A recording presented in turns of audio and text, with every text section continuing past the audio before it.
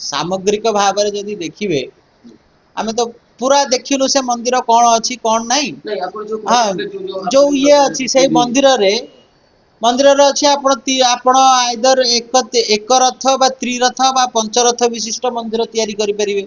ये पंचरथ विशिष्ट मंदिर तैयारी करिसेंती कलिंगर निर्माण शैली व्यवहार करके आपण तैयारी करिवे। कलिंग निर्माण शैली व्यवहार हेची आपण त्रिरात्रि यज्ञ करिवे त्रिरात्रि पंचरात्रि सप्तरात्रि एई भले आपणकर साक्षम हिसाब रे आपण यज्ञ अनुष्ठान करिकी प्रतिष्ठा करिवे।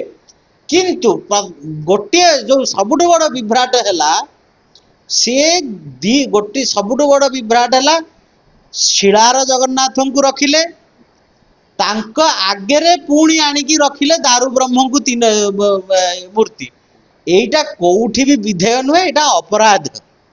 कारण शिला एक है जदि आपण शिला ब्रह्म को स्थापना करुचंती शिला तो ब्रह्म तांको कहा जाए ना शिला मूर्ति जदि आपण स्थापना करुचंती से मूर्ति से स्थापित हेले तांकर आउ कोनोसी रीतिनीति करा जाय परिबो नाही।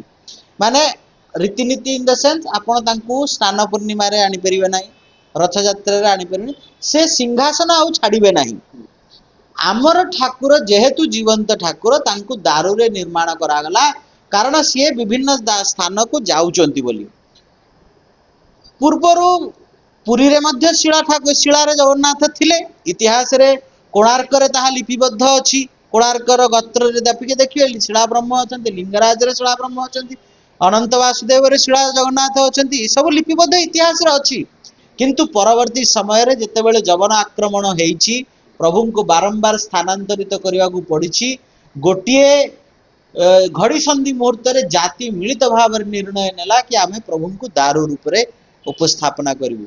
सेही समय रे सारला दास आसीचंती सी दारू भासुथिवार कहानी दे जाति मध्य रे ए जो दारू ब्रह्मर कॉन्सेप्ट को पूरा भाव रे पुरैले। इतिहास को आमे भूली परिबा नै इतिहास रे शिलार ठाकुर अछंती। आपण कहले जे आगरो श्री मंदिर रे पत्थरर विग्रह थिला पहिले इतिहास रे किछ अछि विषय पत्थर मूर्ति गला को नहीं इतिहास रे विषय रे विस्तृत वर्णना अछि। आज रो जो जगन्नाथ मंदिर अछि सेठी नहीं पूर्वरु एटा तो पुरी रे आजि कालिकार जगन्नाथ मंदिर नुहे अनेक कालरू एठी जगन्नाथ अछंती शिला रूप रे नीलमाधव रूप रे नीलमणि रूप रे तापरे वासुदेव रूप रे संकर्षण वासुदेव इत्यादि रूप रे से अछंती एठी पुरी धाम रे सब बेले अछंती।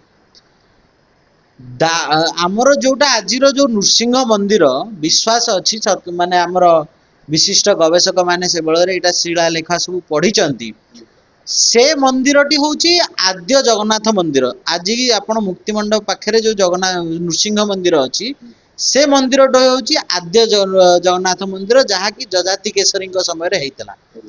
केसरी वंश थिला मुख्यतः शैव उपासक तेणु से माने एठी लिंगराज मंदिर तैयारी कले।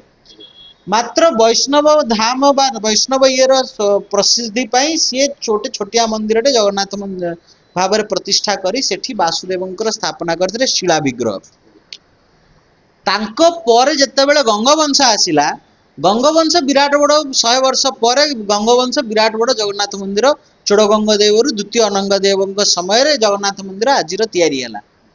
कहीं ना ये जगन्नाथ मंदिर ता भितर जीर्ण शीर्ण होइतला नष्ट हो जाइतला मूर्ति भी नष्ट होइछि। ये अछि प्रमाण केमिति हमको मिलुची ना कोणार्कर गात्र रे आपण देखिबे कोणार्कर गात्र रे जो लांगुला नरसिंहदेव बा लांगुला नरसिंहदेव जो जगन्नाथ को उपासना करुचंती तांको पाखरे अछंती अष्टभुजा दुर्गा आ गोटे शिवलिंग आ एकक जगन्नाथ मूर्ति से एकक जगन्नाथ मूर्ति आखि गुड़ा जो भाया आखि से आखि गोटे शिला ठाकुर रे ही पार दारू विग्रह आखि भाया नुहे टिके छोटिया आखि।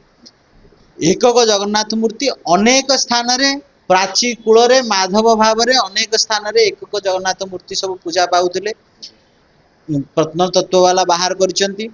जगन्नाथ मंदिर रे अबिकल आपणकर अनंत वासुदेव मंदिर रे वर्तमान जो मूर्ति अच्छी तार पछपटे पुराना मूर्ति अच्छी आउ बिंदुसागर गात्र रे भितरे आमर अनंग भीम देवंकर कन्या ଏ ଅନଙ୍ଗ ଦେବୀଙ୍କର ପତ୍ନୀ ବା ଚନ୍ଦ୍ରିକା ଦେବୀ ସିଏ ଅନନ୍ତ ବାସୁଦେବ ମନ୍ଦିର ଯେତେବେଳେ କରିଥିଲେ ପୁରୀରେ ପ୍ରଚଳନ ଥିଲା ଅନନ୍ତ ବାସୁଦେବ ଶିଳା ସଂକର୍ଷଣ ଅନନ୍ତ ବାସୁଦେବଙ୍କର ଶିଳା ବିଗ୍ରହର ପ୍ରଚଳନ ଥିଲା ବୋଲି ତାକୁ ଅନୁକରଣ କରି ସେ ଭୁବନେଶ୍ୱରରେ ସେଇ ଶିଳା ବିଗ୍ରହ ସ୍ଥାପନା କଲେ। ତେଣୁ ସବୁଠୁ ବଡ଼ ପ୍ରମାଣ ତ ସେଇଠି।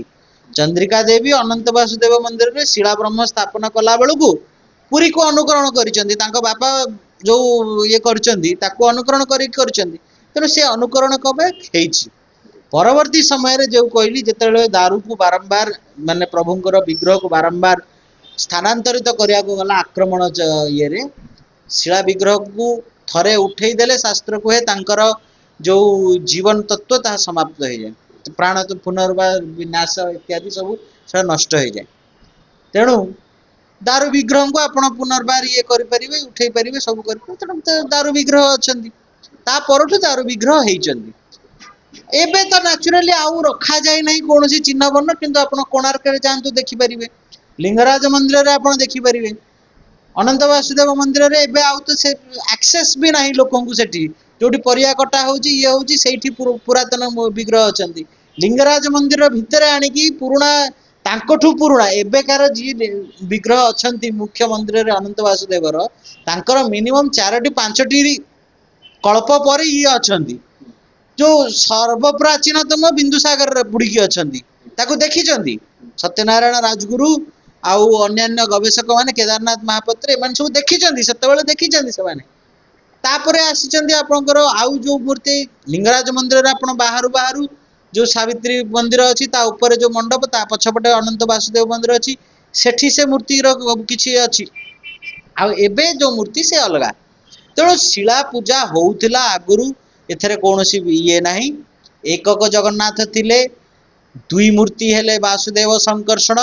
ତାପରେ ତ୍ରିମୂର୍ତ୍ତି ତାଙ୍କ ମଧ୍ୟରେ ଭୁବନେଶ୍ୱରୀ ଆସିକି ପରବର୍ତ୍ତୀ ସମୟରେ ଶଙ୍କରାଚାର୍ଯ୍ୟ ଯେତେବେଳେ ସ୍ଥାପନା କଲେ ପୁନରୁଦ୍ଧାର କରି ସ୍ଥାପନା କଲେ ଆଜିର ଯୋଉ ତିଥି ଆମେ ଯଦି ଯୋଉ କଥା କହୁଛେ ସେ ତିଥି ହଉଛି ନୀଳାଦ୍ରି ମହୋଷ୍ଟକମ୍। ନୀଳାଦ୍ରି ମହୋଷ୍ଟକମ୍ ହଉଛି ଶ୍ରୀମନ୍ଦିରରେ ଜଗନ୍ନାଥଙ୍କର ପ୍ରତିଷ୍ଠାର ତିଥି। ଜଗନ୍ନାଥଙ୍କୁ ଶଙ୍କରାଚାର୍ଯ୍ୟ ଏଇ ତିଥିରେ ପ୍ରତିଷ୍ଠା କରିଥିଲେ। ଇନ୍ଦ୍ରଦ୍ୟୁମ୍ନ ଏଇ ତିଥିରେ ଜଗନ୍ନାଥ ମନ୍ଦିରକୁ ପ୍ରତିଷ୍ଠା କରିଥିଲେ। ତେଣୁ ଆଜିର ଦିନରେ ଶ୍ରୀମନ୍ଦିରରେ ଗୋଟେ ପରୋକ୍ଷ ଭାବରେ ଜଗନ୍ନାଥଙ୍କୁ 108 ଗରାରେ ଜଳରେ ସ୍ନାନ କରାଯାଏ। ଦୁଇଥର ଜଗନ୍ନାଥ ସ୍ନାନ ହୁଅନ୍ତି 108 ଗରାରେ। ସ୍ନାନ ପୂର୍ଣ୍ଣିମାରେ ସର୍ବସମ୍ମୁଖରେ ଆଉ ପରୋକ୍ଷରେ ଆଜିକା ଦିନରେ ଜଗନ୍ନାଥଙ୍କୁ ସ୍ନାନ କରାଯାଏ ମନ୍ଦିର ଭିତରେ। ତେଣୁ ଆଜି ଭଳିଆ ଗୋଟେ ପବିତ୍ର ଦିନରେ ଏଇ କଥା କହିବାର ଉଦ୍ଦେଶ୍ୟ ହଉଛି ଅନେକ ଓଡ଼ିଆଙ୍କର କଣ ସମସ୍ତ ସନାତନ ହିନ୍ଦୁ ଧର୍ମଙ୍କର ଭାବାବେଗ ଇତିହାସ ଶାସ୍ତ୍ର ସବୁ କିଛି ପୁରୀ ଧାମରେ ହିଁ ଅଛି। ତାକୁ କେହି କୁଆଡେ ନେଇପାରିବେ ନାହିଁ। ଆଉ ଯିଏ ଯାହା ଯେମିତି କରିବ ସେ ସେଇଭଳି ଫଳ ପାଇବ।